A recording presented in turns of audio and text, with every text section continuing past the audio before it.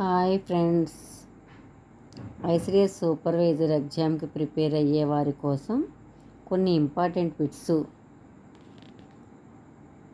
ఇవి ఓన్లీ ఎగ్జామ్కి ప్రిపేర్ అయ్యే వారి కోసమే కాకుండా అంగన్వాడీ కార్యకర్తల నైపుణ్యాన్ని మెరుగుపరచడానికి కూడా ఉపయోగపడతాయి. దీన్ని నోట్ చేసుకోండి. నోట్ చేసుకుంటే చాలా very very important bits. Main ఈరోజు మన శరీరంలో ఉండే ఐరన్ గురించి బిట్స్ రూపంలో చెప్తున్నాను, నోట్ చేసుకోండి. ఐరన్ శరీరంలో ఏ అవయవంలో ఎక్కువగా కేంద్రీకృతమై ఉంటుంది? ఎర్ర రక్త కణాల్లో ఐరన్ ఎక్కువగా కేంద్రీకృతమై ఉంటుంది. ఈ ప్రశ్న ఆన్సరు విడివిడిగా ఉన్నాయి, నోట్ చేసుకోండి.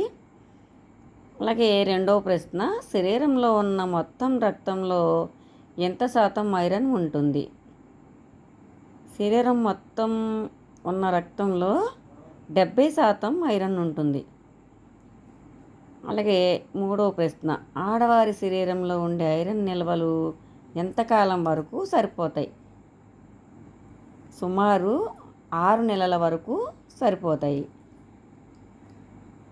శరీరంలో ఏ విధంగా రోజులో కొంత మొత్తం ఐరన్ కోల్పోతారు? మన శరీరంలో ఉండే ఐరన్ను రోజు కొంత కోల్పోతూ ఉంటుంది. అది ఎలా అంటే, 1 యూరిన్, 2 మలం. దీని ద్వారా రోజు ఏదో విధంగా మనకి ఐరన్ కోల్పోతూ ఉంటుంది అన్నమాట.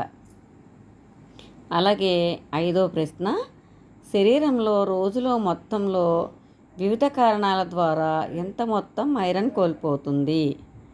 మనకి ప్రతిరోజు ఐరన్ కోల్పోతుంది అని చెప్పాం కదా, అది ఎంత మొత్తం కోల్పోతుంది అంటే 1 నుండి 1.5 మిల్లీగ్రాములు ఐరన్ కోల్పోతుంది.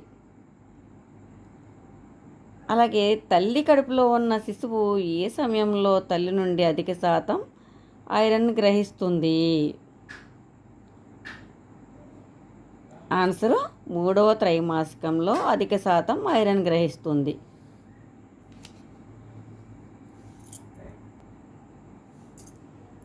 అలాగే నెక్స్ట్ క్వశ్చన్, ఆడవారి శరీరంలో సగటున ఎన్ని మిల్లీగ్రాముల ఐరన్ ఉంటుంది?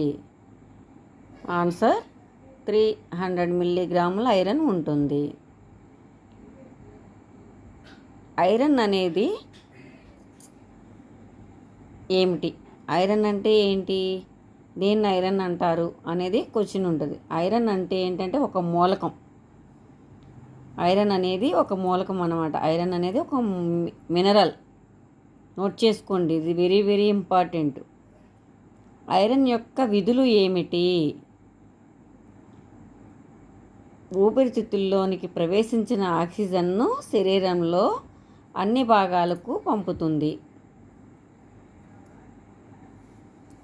రెండోది, శరీరంలో కొన్ని రకాల హార్మోన్ల తయారీకి కూడా ఐరన్ అవసరం.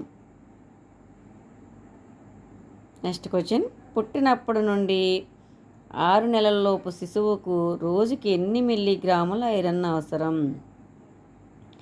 ఆన్సర్ 0.25, 0.30 ఐరన్ అవసరం అవుతుంది. పుట్టినప్పటి నుంచి 6 నెలలలోపు శిశువుకు రోజుకి ఈ విధంగా ఐరన్ అవసరం అవుతుంది.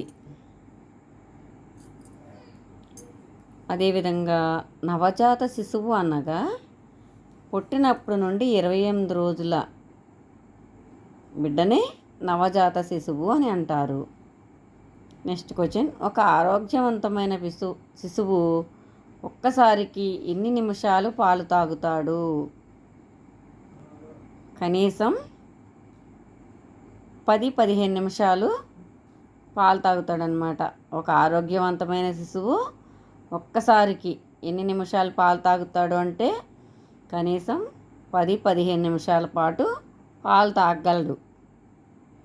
అలాగే నెక్స్ట్ క్వశ్చన్, పాలు త్రాగుతున్నప్పుడు బిడ్డ నోట్లో రొమ్ము సరిగ్గా ఉంటే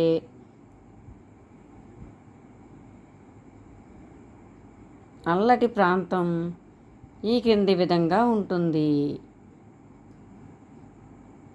ఆన్సర్, చన్నుమొనల చుట్టూ ఉండే నల్లటి ప్రాంతం కేవలం కొద్ది భాగం మాత్రమే బయట కనపడుతుంది. అంటే పాలు తాగుతున్నప్పుడు బిడ్డ నోట్లో రొమ్ము మొత్తం వెళ్తుందా అంటే మొత్తం వెళ్ళిపోతుంది, కొంచెం మాత్రమే ఆ నల్లటి ప్రాంతం కనిపిస్తుంది అన్నమాట. ఇది ఇంపార్టెంట్, నోట్ చేసుకోండి. సాధారణంగా ఒక ఆరోగ్యవంతమైన నెలలు నిండిన బిడ్డ పాలు తాగే ముందు ఎన్నిసార్లు రొమ్మును చీకుతాడు అంటే, ఒక బిడ్డ పాలు తాగాలంటే పాలు తాగే ముందు ఆ బిడ్డ 10 నుండి 15 సార్లు రొమ్మును చీకుతాడు. అప్పుడు అలా చీకిన తర్వాత ఆ బిడ్డకి మింగడానికి పాలు వెళ్తాయి అన్నమాట. ఇది వెరీ వెరీ ఇంపార్టెంట్. ఇది మీకు ఎగ్జామ్స్ టైంలో ఉపయోగపడతాయి. మీ అలాగే అంగన్వాడీ టీచర్గా విధులు నిర్వహించేటప్పుడు బాగా ఉపయోగపడతాయి.